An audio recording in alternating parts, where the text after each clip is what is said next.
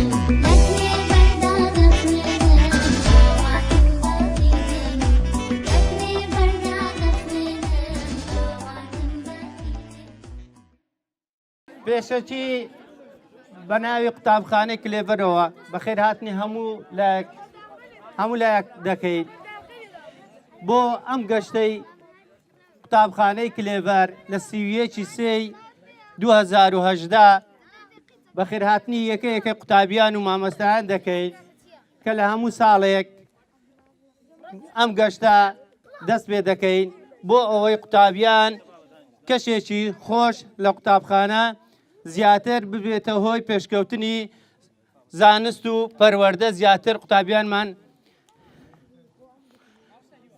ئێستاش هەڵدەستین بە چەند یاریەک لە قوتابیانی خۆشەویست لە بینی قوتابیاندا بۆ ئەوەی کەشێکی خۆش دروست بکەین هەمومان. یەکەم مریەم عەباس میدیا بابێن. پۆلی 6 پۆلی 7 هەڵگرتنی هێلکە بەمڵات.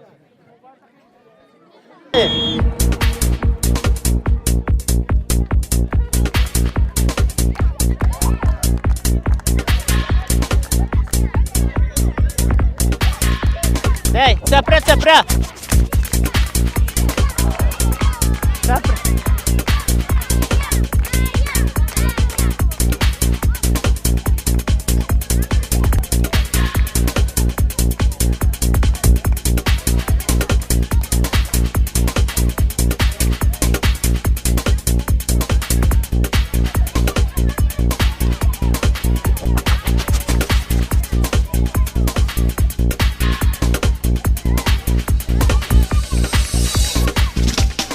قوتابیان سەپرە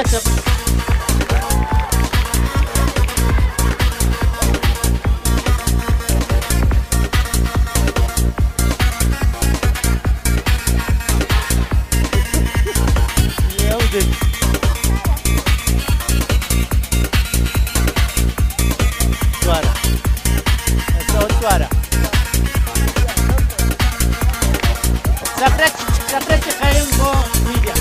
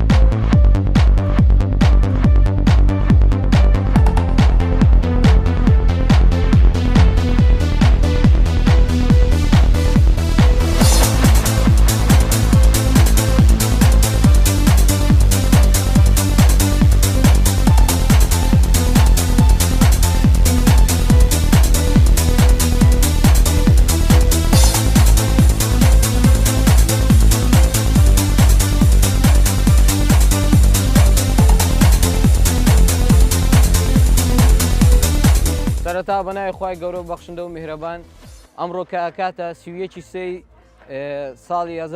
ساڵی 2010 ئەمڕۆ لەگەڵ گەشتێک لەگە مامۆستایان و قوتابیانی کلێڤەر هاتوینە بۆ شێخ مەمودیان بەڵێ سەفرێکی زۆر خۆش بوو و سوودێکی زۆر ماوەرگرت و چەندها چالەکیمان بینی لێرە بە یارمەتیدانی مامۆستایان و قوتابیان بەڵێ گەشتێکی زۆر خۆش بوو هەروەکو ڕیفرێشکردنەوەیەک بۆ قوتابیان ئەم گەشتانە زۆر پێویستەکەوە لە قوتابخانەکان بکرێەوە زۆر بەسوودە و سەرەتا لە کۆتاشە ویستم دەستخۆشی خۆم ڕابگەێنە بۆ قوتابخانەی کلێڤەر و هەموو مامۆستا و ستافەکان و زۆر سوپاس. من ڕاوێر ئەسات لە قوتابخانەی کلێڤەری بنەڕەتی ئەمڕۆ زۆر سوپاسی مامۆستایانەکەم کە لە سیویەکی سێدا ئێمەیان هێنا بۆم گەشتە و دووبارە دەستخۆشیانی دەکەم بۆی کە گەشتێک و چالاکیەکی خۆشیان پێمان.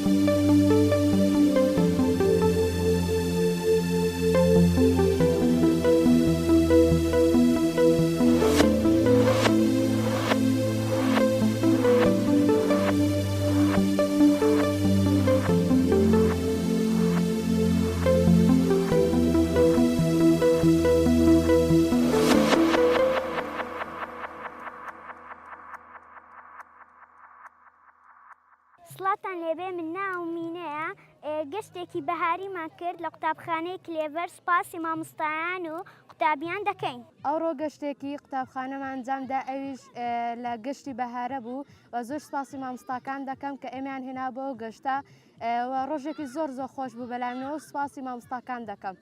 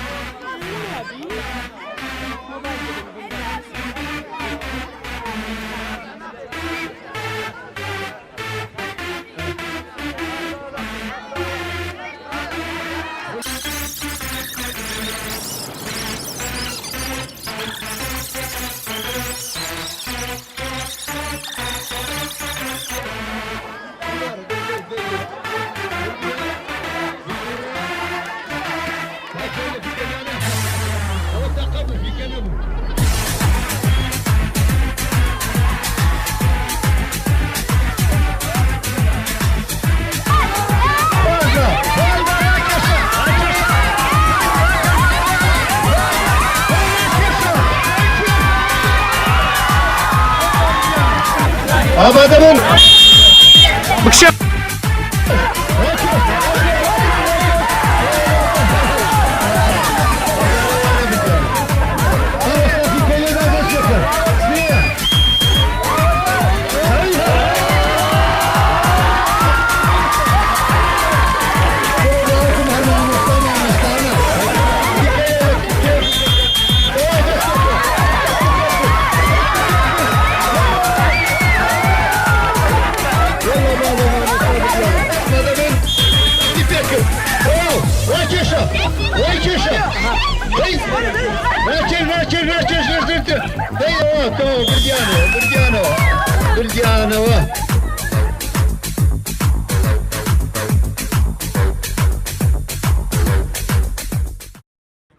ئەمڕۆ گەشتێکی بەهارەمان ئەنجامدا لەگەڵ قوتابخانەی کلێڤەر ڕۆژێکی خۆش بوو گەشتێکی خۆشمان ئەنجام چەندین چالاکیمان پێشکەش کرد.